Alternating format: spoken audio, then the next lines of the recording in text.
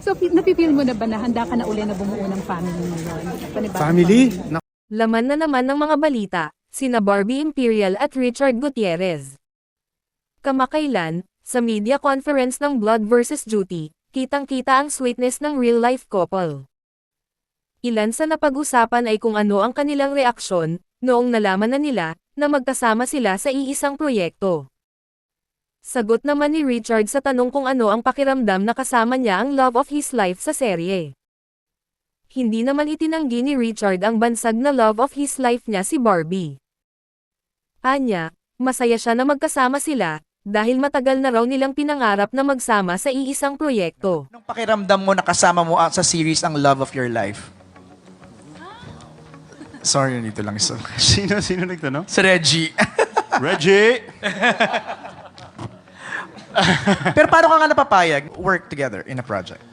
No, of course, why not? I think I've been wanting to work with Barbie, of course. Kaming dalawa, we've been, working hard for years and years, and I think it was like a conversation. What if we work together? What are the possibilities? And I think it's an exciting journey. Sa 11 years ni Barbie sa industriya, first time niyang makabilang sa lead actors. Kaya excited, thankful, at kinakabahan din raw siya. Kasama nila ni Richard bilang lead actors ay sina Baron Geisler, Gerald Anderson, at Bella Padilla. Hindi naman maitago ni Barbie, ang kanyang kasiyahan ng ibahagi niya sa mga reporter, ang mga regalo ni Annabel Rama sa kanya. Anya, mahal niya si Annabel. Napaka-generous, sweet at malambing raw ng ina ni Richard. Dagdag pa niya, na pati ang mga hikaw na suot niya ay niregalo din bilang birthday gift.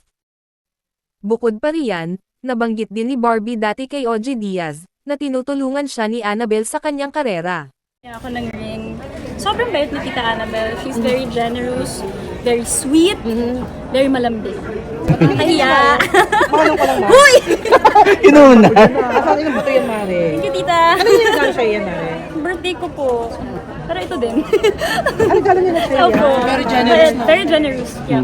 Talagang botong-boto sa Ayon sa ulat, ay bet raw siya ni Annabel, dahil magaling umano sa pera ang aktres. Hindi raw maluho si Barbie, may mga negosyo, at nakapagpatayo din siya ng bahay, gamit ang sariling pera. May mga netizens na hindi balib sa pagiging generous di umano ni Annabel. Sa simula lang raw ganoon, na mabait at mapagbigay. Kalaunan raw ay magiging katulad din siya ni Sara Labati. Kung bago ka pa sa channel ko, huwag kalimutang i-like, subscribe, i-share, at magkomento.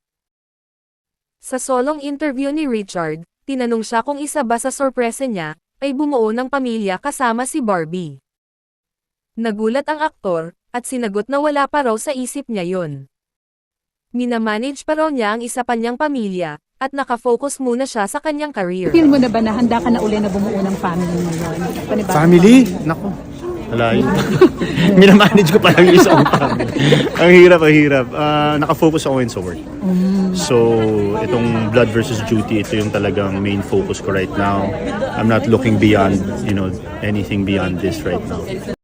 Nag-react naman ang mga tagahanga ni Barbie. Na trophy girlfriend lang ba raw ang aktres?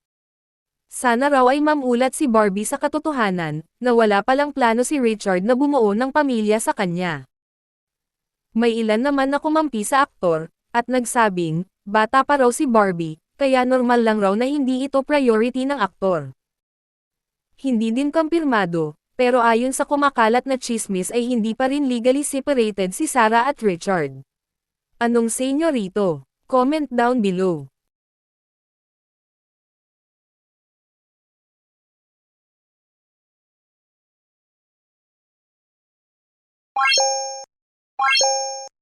What?